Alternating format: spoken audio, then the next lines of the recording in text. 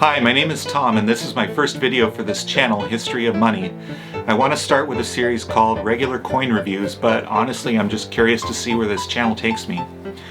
Today's coin is a 1912D Lincoln cent. Just like today's pennies, it has Lincoln's portrait on the front, but the backside has two Art Deco style sheaves of wheat that flank an inscription for its denomination, 1 cent, and United States of America, its origin. So let's face reality today. The lowly penny is essentially worthless. Most people, if they drop one, wouldn't even spend the effort to pick it up. So whenever I'm out walking, I have the habit of scanning the ground for lost coins. And I really don't care how nasty the coin is, I'm still going to pick it up. But I've noticed that pennies minted after 1982 are nastier than other coins. The United States Mint has been churning out 3 to 5 billion Lincoln cents a year at each of their mint facilities at Denver and Philadelphia. But they're no longer bronze through and through as they had been for 118 years, because mid-1982 the composition was changed to a core of pure zinc plated in a micron-thin layer of pure copper. Now, zinc is a highly reactive metal, and it doesn't take much, like exposure to moisture, before they start getting stained up and corroding. So pennies seem to be everywhere, but no one actually spends them. In our current world of electronic commerce, these ugly, corroded, worthless pennies they're just a disgusting waste of taxpayer money. But I want to tell you more about that topic in a future video. However, if you separate any pennies minted before 1982 like I do, then you get bronze coins that have been mellowed into a lovely brown, and they ring delightfully in a way that only coins of uniform composition can. Modern clad and plated coins, basically everything except the nickel, just don't ring out like other pennies do, they just clink. Lincoln's portrait is also bolder and actually looks like the work of a sculptor. I found this 1912D during my phase in 2010 when I would sort through boxes of penny rolls that I had bought from the bank. Around that time, the recession had caused many people to purge the coins from their homes in order to pay the bills. I found many older bronze memorial cents, wheatbacks, Canadian cents, and I even found a wild Indian. That's what penny hoarders call an Indian head cent found in circulation out in the wild. Bronze Canadian pennies with Queen Elizabeth were called queens, and kings had either the portrait of George V or George VI. Anyway, this 1912D is well worn. As a rule, Lincoln cents minted from 1909 to 1914 are fairly well struck, so they don't suffer from the notoriously weak strikes that the Denver Mint produced from 1915 through the end of the 20s. This is only the second year that the penny was minted at Denver, and it's actually more rare than the 1911D. 1912D is classified as a semi-key date, which means it's fairly scarce with only 10.4 million minted, but not truly a key date of the series like the 1.2 million that were struck at Denver in 1914. If you consider yourself a coin collector, then you know the name Whitman. These folders, originally called penny boards, are almost as old as the Lincoln cent itself. It's a cardboard display with die-cut holes in neat little rows for each year and mint mark combination for the Lincoln cent series. Many coin collectors like me started their hobby with the Lincoln cent, going through piles of change and filling the blanks in their Whitman folders. So I soon noticed that while newer pennies had the Lincoln Memorial on the back, older ones had this pair of wheatsheaves. I always wondered why. I mean, I know that the Lincoln Memorial in DC was finished in 1922, and the Mint changed the reverse design in 1959 for the 150th anniversary of Lincoln's birth in 1809. But why did they originally choose wheat for the reverse? In all the books and articles about the Lincoln cent, I've never received a satisfactory explanation. The internet circulates plenty of conjecture about it being a symbol of America's prosperity, but that just didn't sit right with me. Because, well, what does that specifically have to do with President Lincoln? Well, I researched more, and I stumbled across something that just might be the answer. To understand this pair of wheat ears, we need to first understand the legacy of Abraham Lincoln and the place he resided in the hearts and minds of 1909 Americans. I grew up thinking that everyone loved Honest Abe. I mean, there's a whole show at Disneyland dedicated to reliving great moments with Mr. Lincoln. But even a cursory glance at internet search results serves up a mixed bag of controversy surrounding his legacy. In fact, Mr. Lincoln was a controversial figure even in his own lifetime. As early as 1858, the ongoing conflict between the North and the South over the issue of slavery led Southern leadership to discuss a unified separation from the United States. By 1860, the majority of the slave states were publicly threatening secession if the Republicans, the anti-slavery party, won the presidency. Mr. Abraham Lincoln's election in November 1860 as the first Republican president spurred the Confederate States of America to declare their independence from the Union that following February. And soon after Lincoln's inauguration at the end of March, the Union declared war to end the rebellion. In an 1876 speech, Frederick Douglass said that, quote, "Few great public men have ever been the victims of fiercer denunciation than Abraham Lincoln was during his administration. He was assailed by abolitionists. He was assailed by slaveholders. He was assailed by the men who were for peace at any price. He was assailed by those who were for a more vigorous prosecution of the war. He was assailed for not making the war an abolition war, and he was bitterly assailed for making the war an abolition war," unquote. After 4 long years of bloody conflict, it was Lincoln's re-election in November 1864 and the April 9, 1865 surrender of the Confederate Army which spurred John Wilkes Booth to assassinate President Lincoln 5 days later. In researching for this video, I discovered the depths to which the nation mourned over the first president to ever be assassinated. That generation responded very similarly to how my generation mourned over 9/11, or how my parents' generation mourned the 1963 assassination of the beloved President John F. Kennedy. Although there was an immediate aftermath of strife among Lincoln's advocates and antagonists, overwhelmingly, the unified cry of shock and grief filled diaries and letters. Everyone, Northern and Southern, had been so relieved to see the end of the Civil War on Palm Sunday. Thomas Nast, the most famous political cartoonist of the period, commemorated the coincidence with an illustration pairing the image of Jesus entering Jerusalem, that's the event that's commemorated every Palm Sunday, with an image of Lee surrendering to Grant at Appomattox. So, when Lincoln died from a bullet shot on Good Friday, the day that commemorates the crucifixion, it was no surprise that many Christians of the day drew the connection between the biblical event and the contemporary assassination. The crowds at churches on Easter Sunday, April 16th, were unprecedented. Black and white churches from California to New England were jammed with worshipers trying to make sense of what felt absolutely incomprehensible. As a Boston minister put it, all things stood still when our president was killed. Some preachers tried to explain the assassination as part of God's divine plan for the nation's future. Quote, "Why would the Almighty God take away Mr. Lincoln right at the moment of the Union victory?" one soldier wrote as he wrestled with his faith. Quote, "Lincoln was killed by all the hate, wickedness, and guilt of slavery. Abe was taken by an agent of that accursed system of slavery and states' rights." Not only reunion and reconstruction would be left to the president's successors, but African Americans and their white allies now upheld Lincoln's visions as a model for the future of freedom and equality.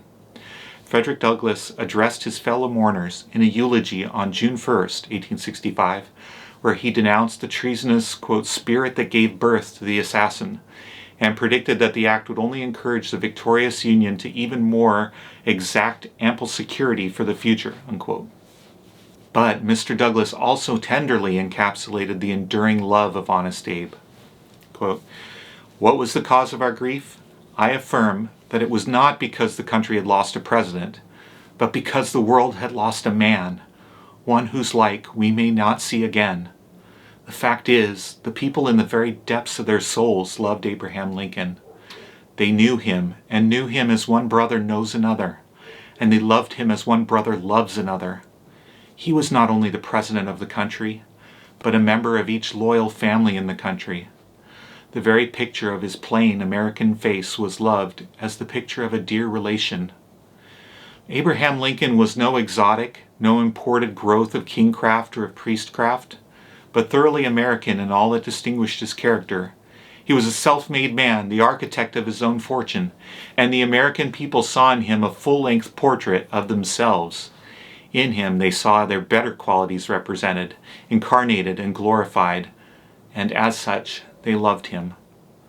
Other men have perhaps been as much honored, but no American has been so much loved by the American people." Unquote. True to Douglas's words, as Lincoln's legacy grew during the Reconstruction period, all Americans increasingly turned to the memory of their beloved presidents for solace and hope for our reunited republic. I went to the National Museum of American History in D.C.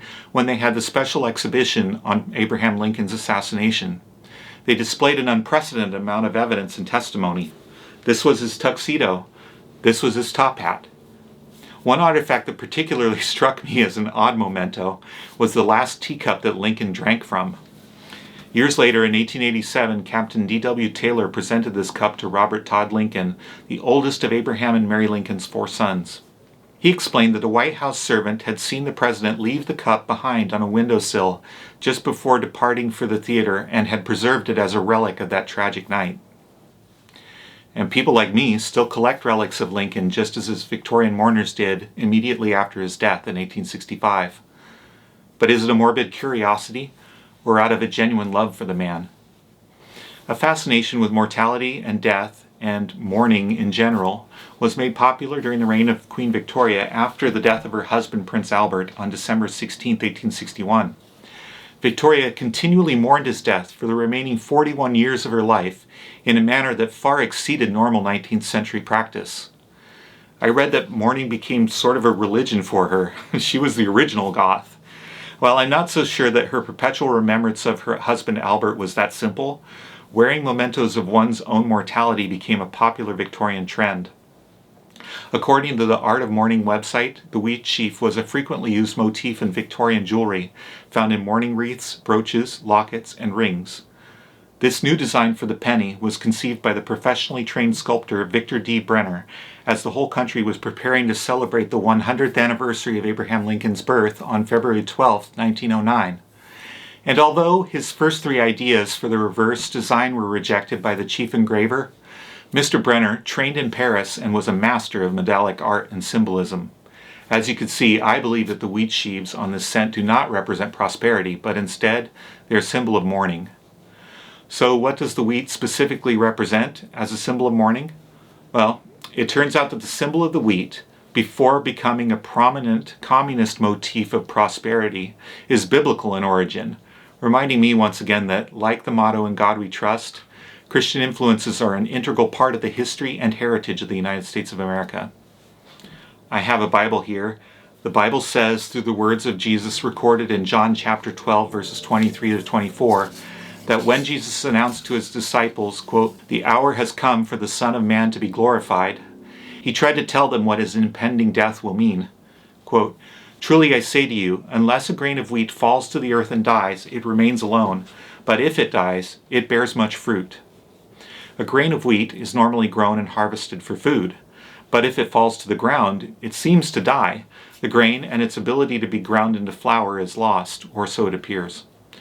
But when wheat grains are sown by a farmer, they're given the power to begin the cycle of life again and be the source of many new grains of wheat for the harvests to come. As the Reverend George D. Boardman said in his Easter Sunday sermon to the First Baptist Church in Philadelphia, quote, "The death of the seed is the law of the harvest," unquote. Biblical scholars explain that Jesus used the parable of the wheat to teach us 3 things. First, he teaches us that he had to die. Second, he shows that God is in control, even in tragedy. Finally, he teaches us that death has a greater purpose. In the 1909 remembrance of Lincoln's life, 44 years had passed, and they were grateful for the fruit that his life brought forth, and yes, for what the tragedy of his assassination also achieved. You might think that President Lincoln's life was cut short, but I believe that God allowed the seed of his life to be harvested at just the rightfully appointed time, in such a tragic way that his legacy would be given its greatest impact. Pastor Boardman put it like this, quote, "Had he been permitted to live till the term of his great office had expired, and afterwards in a green old age to die amidst the tranquillities of his Illinois home, he would still have been the glorious nobleman that God crowned him in his birth, but he might have abided alone, fructifying into no national harvest. We should still have revered him, as we revere all of God's great ones, but no nation would have been born of him. But when, beneath the sufferance of an inscrutable providence, the assassin's bullet laid him low, the glorious seed died, that it might no longer abide alone, but bring forth much fruit. I'm convinced that the symbol of the wheat on the back of the original Lincoln cent is truly an inspired design, waiting for us to be reacquainted with its meaning. And I also believe that, just like the fasces on the back of the Mercury dime, changing the reverse to the Lincoln Memorial was appropriate after the socialists of the 20th century hijacked the wheatsheaf for their own symbolism. The Lincoln Memorial has an inscription on the wall above the Lincoln statue that reads, quote, "In this temple, as in the hearts of the people for whom he saved the Union, the memory of Abraham Lincoln is enshrined forever," unquote. The same can be said for the Lincoln cent. The penny lying in the gutter, my friends, is the talisman we use when making the most humble of transactions, involving mere hundredths of a dollar. The cent is the coin of the lowly and the broken, the most minute agent of exchange. The access to Mr. Lincoln's memory is now truly universal thanks to the U.S. Mint, making billions of these cents every year for, 113 years now? I look at his profile with full recollection of his life, and I can't remain uninspired. And who knows where this one has been? 1912, the year it was shiny and new, was the year the Titanic sank. This penny might have been in the pocket of a newsboy like this when announcing yet another national tragedy.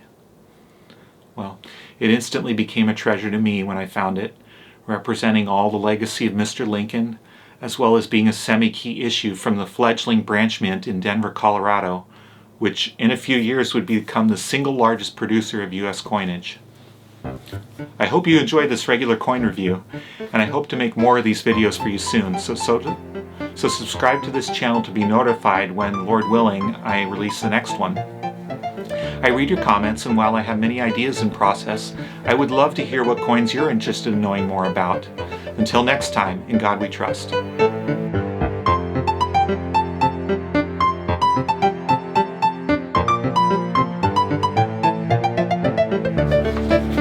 Break for water.